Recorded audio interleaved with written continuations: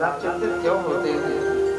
उपायः सुख साध्योऽत्र वर्तते पूर्वैव हि।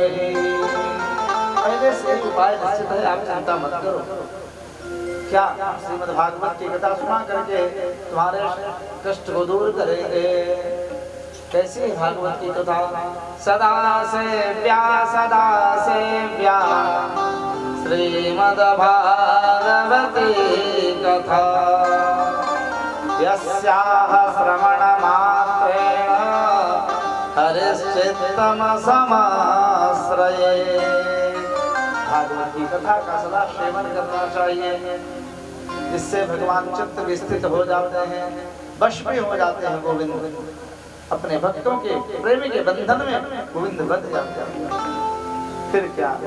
फिर भक्त जो चाहे सो भगवान से करवा ले। अगर कोई किसी को बस में कर लिया, उसके अधीन हो गया, जो चाहेगा वो करवा सकता है। वह इस प्रकार से जो देवर्षि नारद ने इतने दिव्य भागवत की कथा को सुना, सातवें दिन भक्ति ज्ञान वैराग्य वहां पर प्रत्यक्ष प्रकट भये हैं हरिद्वार में, संतों के मध्य में। और श्री कृष्ण गोविंद हरि मुरारे हे नाथ नारायण वासुदेव, इसका दिव्य संकीर्तन किया, भक्तों के मन में उसका वास दिया है संतों ने। आगे नारद जी ने पुनः प्रश्न किया, भक्ति ज्ञान और वैराग्य का कष्ट दूर हुआ भागवत सुनने से, ये कोई बहुत बड़ी बात नहीं है क्या? किसी पापी का भी कल्याण हुआ क्या? गंगा की महिमा तो तब जानी जाए जब किसी अधम नीच पापी का उद्धार करे। अगर कोई पुण्यात्मा धर्मात्मा गंगा में स्नान करे और तर जाए तो ये कोई बहुत बड़ी ऊंची बात नहीं है। वह तो अपने धर्म और पुण्य के प्रभाव से वैसे भी तर जाएगा। सुरधुनि मुनि गण्ये तारये पुण्यवन्तम् सतरति निज पापैः तत्र ते किं महत्त्वम्। गंगा की महिमा तो तब जानी जाएगी जब किसी पापी का तरण करे। तो भागवत सुनने से किसी का कल्याण हुआ क्या?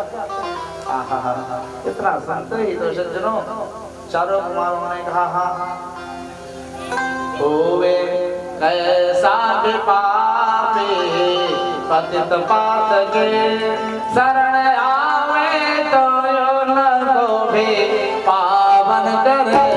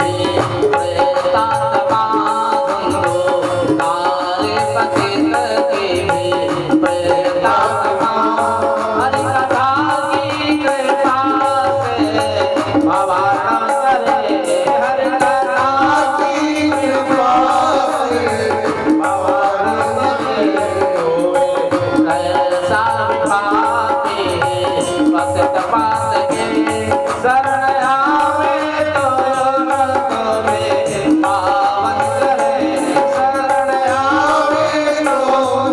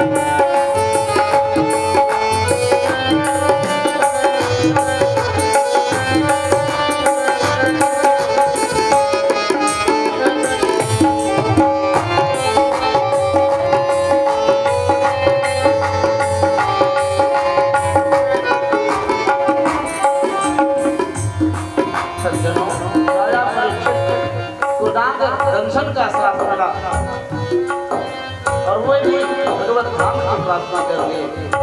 अग्नि लगाने से, बिजली के द्वारा, फांसी के द्वारा, जहर के द्वारा, मैंने कैसे भी अगर कोई व्यक्ति आत्महत्या कर ले अथवा कोई किसी को मार डाले, वह तरता नहीं, प्रेत आत्मा बनता है, यात्रा भटकता रहता है, वो जीव तरता नहीं है।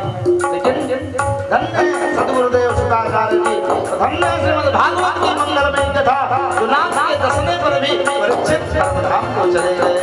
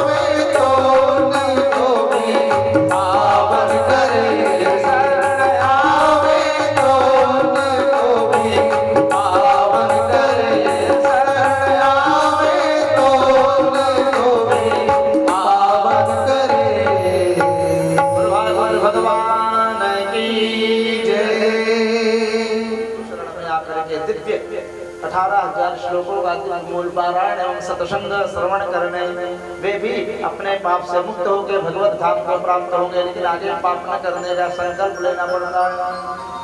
ऐसा कौन पापी है जो भागवत सुनकर के तरह उदाहरण दिया, प्रमाण दिया। सूत जी कहते हैं शौनकादि ऋषियों, तुंगभद्रा तटे पूर्वं अभूत पत्तनमुत्तमं यत्र वर्णा स्वधर्मेण सत्य सत्कर्म तत्पराः।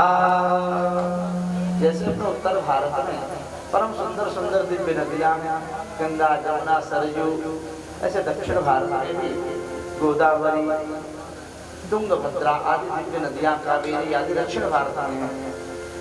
तो तुंगभद्रा नामक नदी कर्नाटक प्रदेश में ज्यादा बहती है।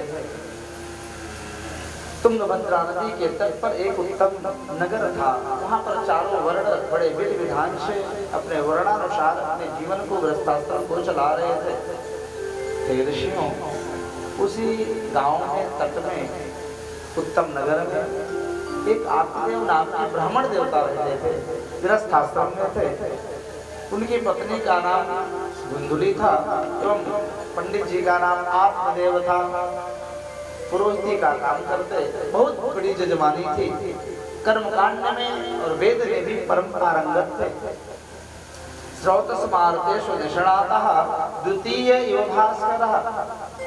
श्रुत में और धर्म शास्त्र के ज्ञान में वे परम निष्णात थे, परम ज्ञानवान थे। उनके ज्ञान की महिमा दूसरे सूर्य की तरह थी। ऐसे दिव्य ज्ञानी थे।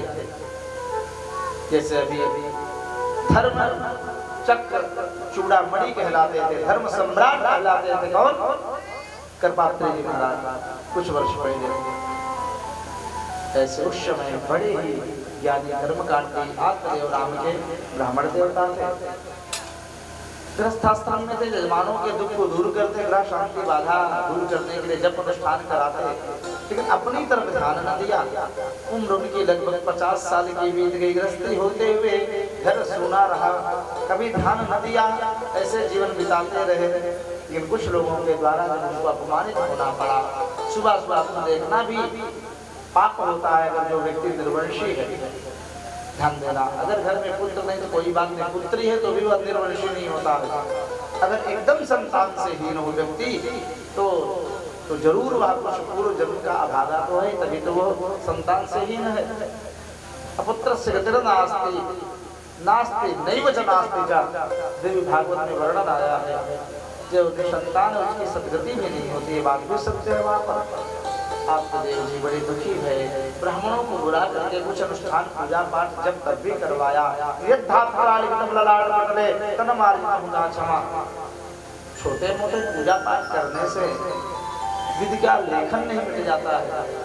हम सोचे कि सुबह सुबह नहा करके 2 अगरबत्ती करके हनुमान चालीसा जल्दी जल्दी करके और 1.25 किलो हनुमान जी को लड्डू मान करके हम अपनी मनोकामना पूर्ण करने हो जाए भाग से अच्छी बात, लेकिन जरूरी नहीं है कि हनुमान जी हमारे 1.25 किलो लड्डू के भूखे नहीं है। हमारी भक्ति जब दृढ़ होगी तभी भगवान हमारी बात सुनेंगे। और इस प्रकार से आत्मदेव के जब कोई संतान न मिली, न प्राप्त हुई, तो अत्यंत दुखी होकर के वन में गए हैं। एक तालाब के किनारे बैठे बैठे भूखे रोने लगे। मैं कितना आभागा, धन संपत्ति की भरमार है लेकिन कोई संतान, हाय हाय मेरा जीवन तो व्यर्थ है। संन्यासे कश्चिदागतः, प्रीति का विधान भी बड़ा विचित्र होता है। एक सन्यासी वहीं से गुजरे, देखा ब्राह्मण देवता रो रहे हैं। कथम ब्रह्मणदेन मुखः कथम रोदिषि विप्रत्वः काते चिंता बलीयसे वद त्वं सत्वरं मह्यं स्वस्य दुःखस्य कारणम्। हे ब्राह्मण देवता, आप क्यों दुखी हैं? आप क्यों रो रहे हो? अपना दुख का कारण बताया। मैं अभागा, दत्तव ने गृहणंती, मेरे द्वारा दिए गए पिंडदान तर्पण को पितर लोग नहीं स्वीकार करते। पालते याम्याधेनो सोपि बंधत्वमाश्रय। सबसे बड़ी विडंबना इतनी आ गई हो गई कि मैं जो गाय ला करके बांधता हूँ अपने खूंटे में, वो भी बांझ हो जाती है। जिन वृक्षों को मैं लगाता हूँ वो भी सूख जाते हैं। मैं अभागा हूँ, अतः हे महात्मा मैं बहुत दुखी हूँ। महात्मा जी ने कहा, देखो पुत्र से ही सुख होगा ये कोई पुष्ट बात नहीं है। राजा सगर के 60,000 पुत्र थे और सब कपिल के आश्रम में जल करके राग हो गए। स्वयं सगर को उनको उतारने के लिए बड़ी तपस्या करनी पड़ी। उनके कई संततियों को, दिलीप ने, अंशुमान ने, दिलीप ने और भगीरथ आदि ने कितना परिश्रम करके तपस्या करके तब अपने पुरखों को तारा। पुत्र दुष्ट वेद था, उसके कारण राजा अनंत को राजपाट त्याग करके वन में जाना पड़ा। अतः पुत्र से ही सुख मिलता है। ये बात पूरी शुद्ध नहीं है, ठीक नहीं है। देखो हम सन्यासी महात्मा कितने सुख और निश्चित आनंद से जीवन जीते हैं। इस संसार में न तो इंद्र को सुख है, न राजा को सुख है। सुख है तो किसे? न च इंद्रस्य सुखं किंचन न सुखं चक्रवर्तिनः सुखमस्ति विरक्तस्य मुनेरेकांत जीविनः। जो मुनि है, मननशील है, चिंतनशील है, एकांतवासी है, जो भगवत भक्ति परायण है, वही सच्चा आनंद और सुख में डूबा रहता है। और ध्यान देना, इन सब चीजों का बड़ा गहन अध्ययन करना पड़ता है। जो मुनि वेश लेकर के, ऋषि साधु महात्मा वेश लेकर के और दुनियादारी में आश्रम की दुकान लगा करके इधर उधर परेशान है, वह आनंद कैसे डूबेगा? मुनि माने मननशील होता है, वह मुनि होता है। मात्र भेष बनाने से भगवान मिलेंगे ये बात नहीं है। और इस प्रकार से जब ब्राह्मण देवता ने देखा ऋषि तो सिद्ध है, महात्मा से पुत्र की याचना क्या, कृपा करके वे पुत्र का सुख दे, वे वरदान दे दे, आशीर्वाद दे दे, मुझको पुत्र हो जाए। समझाने वाले बात को न माने, कहने लगे हे महात्मा जी, अगर आप पुत्र का वरदान नहीं दोगे, नो चेत तेराम्यम प्राणास तुदग्रे शोक मूर्छिता, मैं सिर पटक करके मर जाऊंगा, ब्रह्म आपको लगेगी। जो व्यक्ति सामर्थ्यवान होते हुए किसी के मरने का कारण बनता है, उसको बहुत बड़ा पाप भागी सजाते, वहाँ पापी होता है। फंस गए। महात्मा जी एक फल लिया, अभिमंत्रित करके आत्मदेव ब्राह्मण को दिया, ले जाओ अपनी पत्नी को खिलाना, सत्य पवित्रता से रहेगी तो अत्यंत तेजस्वी निर्मल ज्ञानी पुत्र पैदा होगा। आत्मदेव अपनी पत्नी धुंधली को ला करके दिए, चले गए हैं परदेश पंडिताई करने के लिए, कमाने के लिए। इनकी पत्नी धुंधली ने फल को लेकर के बहन आ गई, कुतर्क करने लगी। एक होता है तर्क, शंका का समाधान करना तर्क होता है, एक होता है वितर्क, अब एक होता है कुतर्क, जो हर प्रकार से बात को बार बार खंडित कर दे, बात को माने किसी न किसी बहाने उसको काट देगा। इसके भी अंदर कुतर्क जगह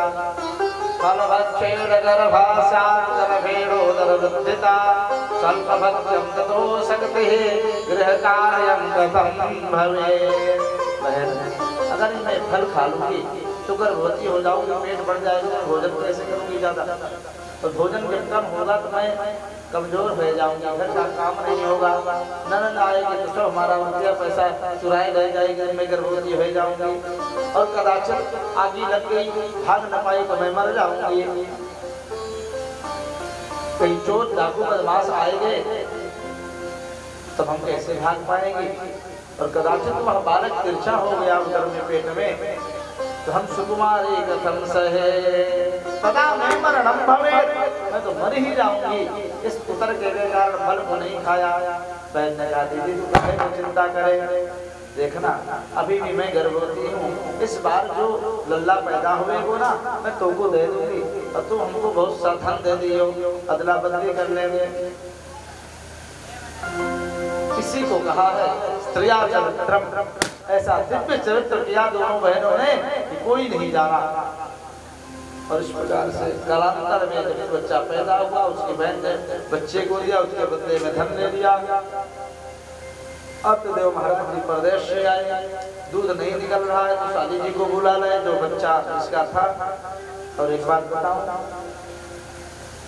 कहावत है आप लोग सब गृहस्थी में जानते हैं, भोजन में थाली का बहुत महत्व होता है, भोजन में थाली का, झगड़े करने में गाली का, संकीर्तन में ताली का, और घर में शादी का अपना बहुत बड़ा महत्व होता है। न तिवारी जी, तो आपने भी कुछ व्यवस्था कर रखी कि नहीं, आएंगी नहीं भी?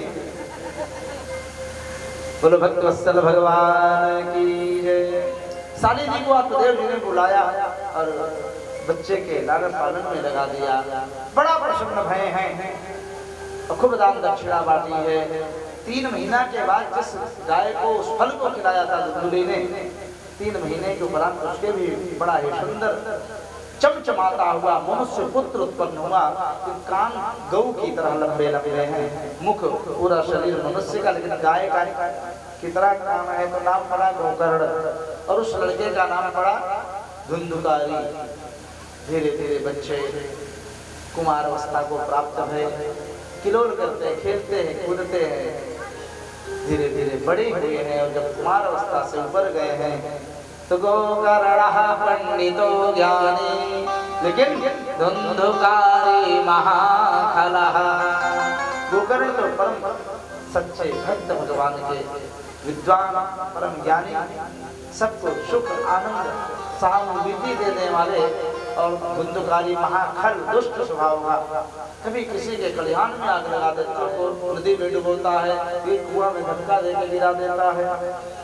पंडित जी के पास बड़ी शिकायत आने लगी, इन्होंने डांट लगाया धुंधुकारी को, धुंधुकारी ने उल्टे बाप को भी डांट दिया। इसलिए ध्यान देना भैया, जिस घर में धुंधुकारी की वृत्ति वाला लड़का हो जाए वहां पर सावधानी से रहना चाहिए। अगर बच्चे संस्कारवान नहीं है तो निश्चित धुंधुकारी के भाई बन जाएंगे। इसलिए बच्चे जब छोटे हों तो उन पर नियंत्रण रखना चाहिए। आज हम अपने बच्चों को मोबाइल फोन देते हैं, थोड़ा सा रोए मचले, ले भैया मोबाइल फोन ले ले, चला बच्चा भी पढ़ाई लिखाई नहीं ध्यान देते हैं, चलो पढ़ो उठ करके। अरे कभी अपने बच्चों को गीता रामायण भागवत देते हैं क्या? बेटा बैठ करके हनुमान चालीसा पाठ करो, मोबाइल मांगा तो दे दिए। और जब बच्चे आगे चल करके बिगड़ जाते हैं, अपनी नहीं सुनते हैं, तब हम सिर पटकते पंडित जी से कहते महाराज जी ऐसे कोई अनुष्ठान कराए दो जाते हमारो बेटवा हमारे बस में हो जाए। ये बात सब जानते हैं। मुख से निकली हुई वाणी, धनुष से निकला हुआ तीर, और संस्कार से हीन बच्चे जल्दी सुधर नहीं सकते हैं, इनको वश में करना असंभव है। इस प्रकार से धुंधुकारी भी वैसा ही दुष्ट हुआ। आत्मदेव को बहुत अपशब्द किया। एक दिन माता जब जंगल में पुत्र प्राप्ति की इच्छा से आत्मदेव बैठ के रो रहे थे, और आज भी रोने लगे घर में। क्यों? पुत्र ऐसा दुष्ट है इसलिए आज रो रहे हैं। ऐसा दुष्ट पुत्र हो गया। उस दिन रोते पुत्र नहीं था तब रो रहे थे, पुत्र नहीं था तब भी रोए, पुत्र हो गया तो भी रो रहे हैं। ये भगवान की लीला है। लेकिन अच्छी बात तो ये है कि भगवान के चरणार विंद का किया गया भक्ति योग साधना कभी नष्ट नहीं होता है। और जो संध्या बंधन पूजा पाठ करते थे उसी के पुण्य स्वरूप तो इनको गोकर्ण जैसा एक पुत्र भी सत्पुत्र भी मिला था। धुंधकारी डांट के चला गया, 5 पुत्रों को रख लिया था अपने साथ में, पाल लिया था और आखेट करता, बहरियागिरी करता, जीवों को दिन भर मारता, उपद्रव करता, मनमानी आचरण करता। रोते हुए अपने पिता के पास धुंधकारी के द्वारा सताए गए हैं आजातदेव आकर के गोकर्ण ने सांत्वना दिया है, पिताजी ममता और ममता का त्याग करिए आप, मैं और मेरा यही तो बंधनकारी है। धुंधकारी मेरा पुत्र है, उसने मुझे डांटा। ये सब संसार जायदाद जमीन घर दुकान मकान मेरी है, इससे अपने चित्तवृत्ति को ऊपर उठाइए। देहे स्तिमान सरुधिरे विमतिं तदत्वम जाया सुतादिषु सदा ममतां विमुञ्च पश्यानिशम जगदिदं क्षणभङ्गनिष्ठं वैराग्यरागरसिको भवभक्तिनिष्ठा। पिताजी आप भक्ति के निष्ठ बनिए। और इस प्रकार से जब गोकर्ण जी इतना दिव्य सुंदर ज्ञान दिया है तुमको कुछ बोध हुआ। ध्यान देना, अभी तक वही गोकर्ण घर में रहते, पिता भी रहते, लेकिन अभी तक ज्ञान कभी नहीं दिया। क्यों? इस समय के बिना कोई चीज किया जाए तो वह फलवती नहीं होती है। मन लोहे की तरह बड़ा कड़ा होता है, बड़ा कठोर होता है और मन रूपी लोहा कब मुड़ता है? तिवारी जी, अगर लोहा को हमें मोड़ना है तो ऐसे हम लोग उस लोहे को नहीं मोड़ सकते हैं, उसके लिए बहुत बड़ा उपाय करना पड़ता है। लोहार अपने भयंकर थोकड़ी में उसको गाड़ देता है। जब गाड़ देता है तो भयंकर अग्नि के ताप से जब लोहा भी स्वयं अग्नि रूप में हो जाता, लाल हो जाता है, तब बड़े भयंकर धन को लेकर के, हथौड़े को लेकर के और लोहे के ऊपर रख करके पिटाई करता, धुनाई करता है उसकी। तब गर्म हुए लोहे को जब चाहो जैसा मोड़ के जौन का औजार बना लो, हसिया खुरपा चाकू का जो बना लो, वैसे मन है। आज गोकर्ण जी ने अपने पिता के संतप्त धुंधकारी के अपमान रूपी अग्नि में संतप्त मन को, मन रूपी लोहे को आका। आज गोकर्ण अब अपने विवेक रूपी हथौड़ा के द्वारा अपने पिता के मन को मोड़ने जा रहे हैं भगवान की भक्ति की तरफ। पिताजी, इस जगत के रंग ढंग के चक्कर में मत पड़ो, यहाँ जगत बड़ा ही विचित्र है। इस जगत में न जाने कितने आए और कितने चले गए।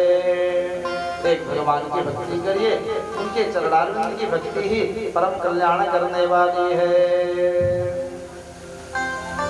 जगत के रंग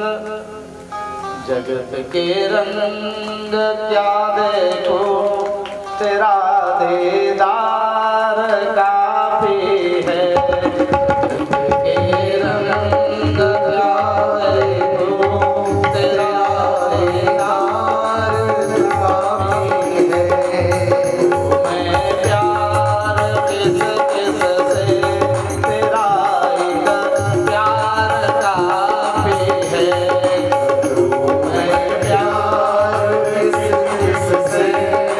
तेरा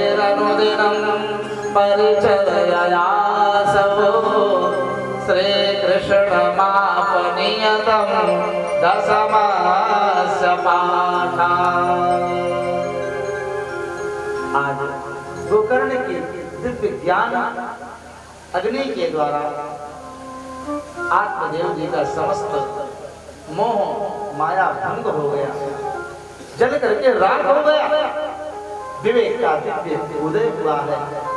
सब ग्रह शक्ति को ध्यान में गए और भगवत भजन करते हुए दशम स्कंद का पारायण करते हुए भगवत गति को प्राप्त किया। भक्तवत्सल भगवान की गोकर्ण जी महाराज तीर्थाटन करने के लिए चले गए, तीर्थ यात्रा में निकल गए। धुंधकारी अब और निश्चिंत हो गया, परम स्वतंत्र न सिर पर कोई। ध्यान देना, जो व्यक्ति साधना में अग्रसर है उसे परम स्वतंत्र नहीं रहना चाहिए। गुरु का या माता पिता का नियंत्रण होना चाहिए। यह तो वह स्वयं इतना साधक सिद्ध हो, विवेकशील हो कि मन डमाडोल न होने पाए, किसी भी प्रकार से मचल ना जाए। नहीं तो बड़े बड़े लोग भी साधना के पद से भटक जाते। आज धुंधकारी और दुराचारी पापी प्रवृत्ति का हो गया और इसने 5 वेश्याओं को ला करके अपने घर में ही रख लिया और उन्हीं का भरण पोषण करते हुए जीवन बिताने लगा। रात्रि में चोरी करना, डाका डालना, उन वेश्याओं के साथ जीवन को नष्ट कर दिया। अनेक प्रकार के पाप में लीन रहता है। एक दिन इसने राजकोष में वेश बदल करके चोरी की, गठरी बांध करके सुंदर सुंदर हीरा जवाहरात आदि लेकर के आया। जय जय। जो वेश्याओं ने कुंडली को खोली, ऐसे ऐसे चमचमाते हुए रत्न दिख रहे हैं। वेश्याओं ने थके हुए धुंधकारी को देखा कि सो गया है चारपाई में लेट करके। 5 बहनों ने वेश्याओं ने मंत्रणा की, ये रत्न कोई साधारण घर के नहीं है, ये राजा के कोष के रत्न हैं। और राजा पकड़ लेगा इसको तो मृत्युदंड देगा ही, और इसके साथ हम सब भी मारी जाएंगे। तो मरेगा तो यह ही, क्यों ना इसको हम सब मिल करके मार डालें और इस धन को लेकर के भाग चलें। पांचों वेश्याओं ने सुग्रीव धुंधकारी का वध किया, मार डाला और खूब गड्ढा करके उसमें डाल करके मरे हुए शरीर को और मिट्टी से ढक करके लीप को हरी-हरी कर दिया। गांव में बड़ी शांति हो गई। 2-4 दिन बीता। एक बात बताएं, अगर कोई दुष्ट व्यक्ति की महायात्रा हो जाती है तो गांव के लोग भी बड़े प्रसन्न होते हैं। अच्छा हुआ सरवा मर गया, बड़ा उत्पात करता, बड़ा लड़ाई झगड़ा, लोगों को गया रखा। वही स्थिति इस गांव में भी प्रसन्नता हुई है लोगों की। पूछा भैया कहाँ बात है, धुंधकारी महाराज दिख रहे हैं, हमारे पुरोहित जी के बेटे कहाँ गए? अरे कहा, वेश्याओं ने कहा हमारे पतिदेव तो धन के लोभी, तो परदेश के माने धन गए हैं। झूठ बोल दिया। लेकिन जब ये प्रेतात्मा बना, लोगों को सताने लगा सवार होकर के, तब जाकर के लोगों को पता पड़ा तांत्रिक और नोतिया वेदिया के द्वारा, ये तो मर गया, धुंधकारी प्रेत हुआ है। वेश्या धन लेकर के भाग गए घर छोड़ करके। तीर्थाटन करते हुए उनके गांव के लोगों की भेंट हुई है तीर्थ यात्रा में गोकर्ण जी की। अतः उन्होंने बता पाया कि धुंधकारी प्रेत हुआ, उसके कल्याणार्थ उन्होंने पिंडदान अर्पण किया। गया में गए, वहां भी श्राद्धादि कर्म किए। विचरण करते हुए गोकर्ण जी महाराज अपने गांव में पहुंचे हैं। सायंकाल की बेला हुई, अपने कड़हर और घर में प्रवेश किए। विचार कर याद आता है, बालपन में मैं यहाँ रहता, संध्या वंदन करता पिताजी के साथ, कितना सुंदर लगता था। आज वीरान खड़हर हो गया पूरा घर। और जिस घर में बहुत वर्ष तक कोई ना रहे, वहाँ निश्चित भूत प्रेत का वास हो जाता है। और फिर वहाँ तो प्रत्यक्ष धुंधकारी की मृत शरीर वहाँ पर गाड़ी गई थी। फिर क्या था, जो ही संध्या वंदन भजन करके ये लेते, भयंकर प्रेतात्मा धुंधकारी प्रकट हुआ। कभी अग्नि जलती है, कभी भेड़ा के रूप में चिघाड़ता है, कभी भैंसा के रूप में, कभी सर्प के रूप में प्रकट हो जाता है। धुंधकारी के ऐसे भयंकर रूप को देख करके गोकर्ण जी डरे नहीं। क्यों? क्योंकि भागवत जी में पद्म पुराण में बड़ा सुंदर श्लोक प्रमाण लिखा है, जो भगवान का भक्त होगा वो इन चीजों से कभी नहीं डरेगा। न प्रेतो न पिशाचो वा राक्षसो वासुरोऽपि वा भक्ति युक्त मनस्कानां स्मर्शनमन प्रभुर्भवे। जिसके हृदय में भक्ति का वास होगा ना, वह कभी भी भूत प्रेत आदि से डर नहीं खाता है। गोकर्ण जी ने जल विमंत्रित करके उसकी तरफ फेंका। अब उसको कुछ शक्ति मिली, तब उसने अपना परिचय दिया। पूछा था, कौन हो तुम, ऐसे क्यों भयंकर उत्पात करते हो? धुंधकारी ने अपना परिचय दिया। अहम भ्राता त्वदीयोऽस्मि धुंधुकारेति नामतः स्वकीयेनैव दोषेण ब्रह्मत्वं नाशितं मया। हे भैया गोकर्ण, मैं तुम्हारा बड़ा भाई धुंधकारी हूँ। अत्यंत दुराचारी होने के कारण मैंने अपना ब्रह्म तेज नष्ट कर दिया। आप कृपा करके हो बंधु, कृपा समझो, भ्राता माम आसु मोचयो। भैया इस भयंकर यातना से मेरी रक्षा करो, बहुत कष्ट होता है, कुछ खाने पीने को नहीं मिलता है। किसी के ऊपर सवार होता हूँ, बड़े घोड़ा मिलते, बड़े दंड मिलते हैं, आप मेरा उद्धार करो। गोकर्ण जी तो हरे राम राम, तुम्हारे कल्याण के लिए तो मैंने गया में पिंडदान आदि किए, तर्पण आदि किए। कहे भैया मैं एक बात बताऊं, गया आदि तीर्थों में जो पिंडदान तर्पण आदि होता है, उससे 2 नंबर और 3 नंबर के लोग करा करते हैं। मैं 1 नंबर का महापापी हूँ, कट्टर महापापी हूँ। उदाहरण, छोटे मोटे शिला हो, पत्थर हो, पेड़ हो, तो गंगा बहा देती है उसको, इतनी प्रबल तेज धारा होती है। बशक विशाल चट्टान हो तो उसको गंगा हिला भी नहीं पाती है। वैसे अगर पाप राशि का बहुत बड़ा समूह है तो तीर्थ, व्रत, यम, नियम, संयम, ये सब पापों को नष्ट करने में समर्थवान नहीं होते हैं। इनके लिए तो बड़ा भयंकर तपस्या चाहिए, भजन का अग्नि चाहिए इनको जलाने के लिए। शास्त्रों में देखा गंगा गया में इसका तर्पण पिंडदान करने से न तले वो कैसे करेगा। लेकिन कुछ ठीक से मिला नहीं ज्ञान, गायत्री की सिद्धि थी इनको। गोकर्ण जी को त्रिकाल संध्या करके ऐसा वर्णन है, हाथ में जल दिया और दिव्य गायत्री मंत्र का स्मरण करके स्तंभन विद्या के द्वारा सूर्य नारायण की तरफ छिड़का। हाथ जोड़ करके कहते तो ब्रूहि में मुक्ति हेतुकम, हे जगत के साक्षी सूर्य नारायण, कृपा करके आप मेरे भाई अधिकारी की मुक्ति का मार्ग बताएं। वर्णन है भागवत जी में। जैसे कुंती की प्रार्थना करने पर प्रत्यक्ष सूर्य नारायण चतुर्भुज नारायण के रूप में आकाश में प्रकट होते हैं, वैसे गोकर्ण के कहने पर भी प्रत्यक्ष आकाश में प्रकट हुए। कुछ क्षण के लिए रथ ऊपर रुक गया सूर्य का वेग। सबके सुनते सुनते सूर्य नारायण ने इस बात को बोला है, श्रीमद् भागवतान मुक्ति सप्ताहं वाचनं गुरु। श्रीमद् भागवत के सप्ताह वाचन से ही धुंधकारी का उद्धार हो सकता है, किसी उपाय से नहीं। अर्थात जब सबसे भयंकर महा पापी है तो उसके पाप राशि का समूह नष्ट करने के लिए ये तो वाल्मीकि रामायण का वर्णन आता है, यह श्रीमद् भागवत का वर्णन अथवा भगवान नाम का प्रचंड जप का समूह भयंकर पाप को नाश करता है। अन्य साधन से इतने भयंकर पाप नष्ट नहीं होते हैं। आज गोकर्ण जी ने प्रमुख श्रोता ब्राह्मण को बना करके धुंधकारी के निमित्त भागवत प्रारंभ करवाया। धुंधकारी प्रेतात्मा वायुलोक में एक साथ गांठ वाले बांस में छिद्र में आकर के बैठ गया। पहले दिन की कथा पूर्ण हुई, बांस एक किनारे पड़ी हुई है, आयोजन करने से जो बांस पड़ी हुई थी सात गांठ वाली, एक चट्ट से फूट गई। दूसरे दिन दूसरी, तीसरे दिन तीसरी, चौथे दिन चौथी, और 7 दिन की कथा पूर्ण होते ही 7 गांठ वाला बांस फट गया। दिव्य रूप लेकर के धुंधकारी प्रकट गया है, उसको लेने के लिए भगवत विमान आया। जब धुंधकारी को लेके चलने लगे, गोकर्ण जी का ठहरो देव देखो, अत्रैव महवासन्ति श्रोतारो मम निर्मलाः।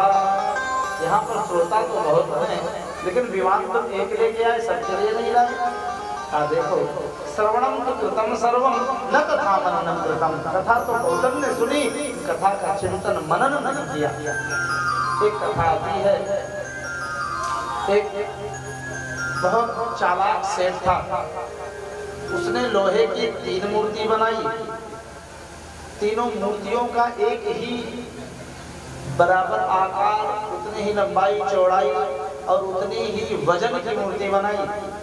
तो तीनों मूर्तियों को लेकर के वहां बेचने के लिए बाजार में बैठा और उसके सामने मूर्तियों के सामने लिख करके रख दिया है एक एक दफ्ती में, ये मूर्ति 1000 रुपए की, ये मूर्ति दूसरे नंबर पर, ये मूर्ति 1 लाख रुपए की, तीसरी मूर्ति के सामने लिख दिया इसका कोई व्यक्ति कितना भी कीमत दे फिर भी कम रहेगा। अब सब लोगों की भीड़ लगी है भैया, इस अजूबे बात सुन करके देख करके लोगों ने विचार किया ऐसी क्या मूर्तियों में लोग उठाते हैं, देखते इधर से उधर पलटते हैं, लेकिन तीनों मूर्तियां एक ही रूप रंग ढंग एक वजन की। राजा के सामने उस व्यक्ति की पेशी हुई है। अगले दिन मूर्ति जब न बिकी, राजा ने सुना एक बड़ा ही चतुर कारीगर 3 मूर्तियां बना करके बेचने के लिए निकला है, उसको बुलवाया है। राजा के सामने भी तीनों मूर्ति रख करके और वो दफ्ती लिख करके रख दिया गया। उसने कहा एक 1000 के, दूसरे 10,000 के, तीसरे की कितनी भी कीमत दो कम है। राजा ने भी लोगों से परखवाया कि कोई जान ना पाए इसमें विशेषता क्या है। तीनों एक धातु की हैं, एक वजन की हैं, एक आकार की हैं। अरे कोई लोहे की हो, कोई चांदी की हो, कोई सोने की है तो ठीक है, दाम में अदला बदली हो, कम ज्यादा हो। एक बड़े विवेकी ज्ञानी महात्मा उठे और एक सीख लिया और लेकर के कान में डाला, अध्यात्म विवेक लिया, सीख में डाला कान को। जब कान में सीख को डाला तो इधर से डाला, इधर पहले वाले में डाला तो गई ही नहीं, लकड़ी टूट गई, जा ही नहीं रही है, फंसती बंद था कान का पर्दा। बोले नहीं। दूसरे के पास गए, उसमें जब सीख डाला तो इधर से डाला, इधर निकल गई। और तीसरे में पहुंचे, निकाल करके जब उसमें डाला तो सीख अंदर ही चली गई, इधर से निकले ही नहीं न जाने, अंदर ही पेट में चली गई। बता दिया ये मूर्ति ऐसे ऐसे गुण के कारण, इसमें कुछ भी कितना भी इसको बोध दोगे इसको कुछ असर नहीं पड़ेगा। दूसरे को इधर से दोगे इधर से निकाल देगा, ये साधारण है, वो एकदम निकृष्ट है, दूसरी साधारण है। तो तीसरे यश के अंदर चली गई, इसको चाहे जितना कथा का रसास्वादन कराओ ये तृप्त नहीं होगी कभी भगवान की कथा रूपी मंगल में दिव्य प्रभाव से। भद्रवत्सल भगवान की श्रोता भी तीन तरह के होंगे मिश्रा जी, श्रोता तीन तरह के होंगे। एक होंगे श्रोता, ये बड़े सीधे साधे होंगे। अभी तो नहीं, अभी तो मौसम बड़ा सुंदर तिवारी जी ने चुना है। अगर गर्मी की ऋतु ज्यादा होती है और पांडाल बगीचों में लगते बड़ी बड़ी कथाएं होती हैं तो श्रोता स्वभाव वाले बेचारे घर में नींद आती है, बच्चे हल्ला गुल्ला खेल करते हैं तो वहाँ पे अपने पांडाल पेड़ की ओट लेकर के बैठ जाते हैं और चक बढ़िया सोते रहते हैं। जब जयकारा हुआ हाँ जय करते हैं। और दूसरे होते हैं सरलता स्वभाव वाले श्रोता, सरलता का स्वभाव है, उसके बीच में कुछ होगा तो काटेगा, सुपारी कटर कटर करता रहता है। वैसे ऐसे भी कुछ श्रोता हुआ करते हैं जो आएंगे इधर से नजर मारेंगे, वाह क्या बढ़िया तिवारी जी ने पांडाल सब व्यवस्था कर रखी है। लेकिन ये कभी अगर ये ऐसा से ऐसा होता तो थोड़ा ज्यादा अच्छा होता। ऐसी व्यवस्था अगर ऐसा करते तो यहाँ ऐसा होता। मानो वो पीछे बैठेंगे या पीछे वाले मने को नहीं समझेंगे, एक मनी उदाहरण दिया जा रहा है। तो और तीसरे होते हैं जो प्रत्यक्ष सच्चे श्रोता होते हैं, कथा को सुनते हैं, उसका चिंतन आध्यात्म का करते हैं, मनन करते हैं और उस ज्ञान को रात में खाने पीने के बाद भी बैठते हैं, सोते हैं तो चित्त को दौड़ाते हुए चिंतन करते हैं कैसे कैसे दिव्य कथाएं भई। ऐसे तीन तरह के श्रोता होते हैं। गोकर्ण ने पुनः भागवत की कथा दिव्य कराई और पूरे गांव वाले भी भगवान की कृपा से तर गए। भगवान प्रत्यक्ष प्रकट हुए, गोकर्ण को भी मुक्ति प्रदान की है। और आगे सज्जनों भागवत की कथा के मुहूर्त के विषय में बताया है। दैव किंतु समाहूय मुहूर्तम पृच्छ्यतः, दैव की ज्योतिषी के द्वारा उत्तम सुंदर मुहूर्त पूछना चाहिए। अब सुंदर कार्तिक का महीना, जा कार्तिक महीना में प्रत्यक्ष भगवती माता लक्ष्मी प्रकट हुई। दिवाली आती है ना, कथा आगे आएगी। समुद्र मंथन के दिन कार्तिक अमावस्या के दिन ही लक्ष्मी जी का प्राकट्य हुआ है। एक बात बताएं, कितने भी धर्म वाले हों, कितने भी देश के लोग हों, कोई किसी प्रकार से ईश्वर को मानता, कोई किसी प्रकार से, एक भगवती लक्ष्मी है इसको सब धर्म वाले मानते हैं। पैसा को कौन फेंक देता, रुपया के लिए तो सब धर्म कर्म करते हैं लोग, चाहे वो इस्लाम वाले हो, चाहे पारसी हो, चाहे क्रिश्चियन हो, चाहे जो हो। लक्ष्मी का कोई निरादर नहीं करता है। दिन से रात तक वो लक्ष्मी के लिए ही तो मेहनत करता रहता है। चाहे फोटो करने वाले हो, चाहे बच्चों वाले हो। भक्तवत्सल भगवान की जय। इस प्रकार से बड़ा दिव्य मुहूर्त हो सुंदर। आज रोहिणी नक्षत्र उच्च का चंद्रमा वृषराज राशि में स्थित है। तिवारी जी ने फोन किया मुहूर्त के विषय में तो बेचारे बड़े परेशान थे। कई बार वो द्वादशाक्षर मंत्र, विष्णु सहस्त्र नाम, गायत्री आदि का जप करें। संगीत के कलाकार भी सुंदर सुंदर संगीत के द्वारा अपने रस का आनंद प्रदान करते हैं। कथा के लिए स्थान होना चाहिए, कथा के लिए स्थान, कथा में ध्यान और कथा का गान। और इस प्रकार से भागवत के सुंदर मुहूर्त को बताया है। आगे एक विशेष बात भी बताई है।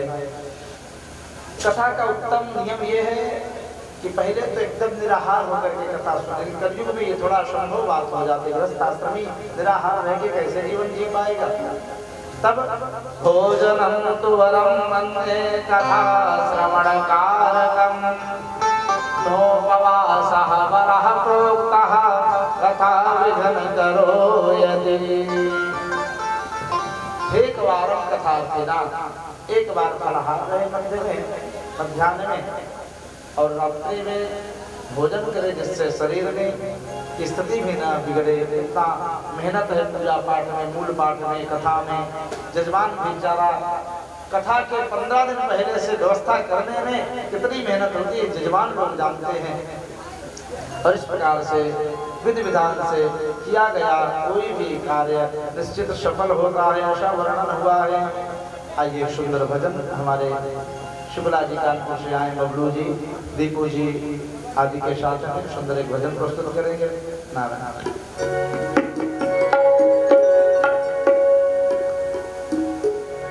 मोहन से दिल क्यों लगाया है, ये मैं जानूं या वो जाने। आइए हम सब मिलकर मोहन से दिल क्यों लगाया है, ये मैं जानूं या वो जाने। मोहन से दिल क्यों लगाया है, ये मैं जानूं या वो जाने। मोहन से दिल क्यों लगाया है, ये मैं जानूं या वो जाने। मोहन से दिल क्यों लगाया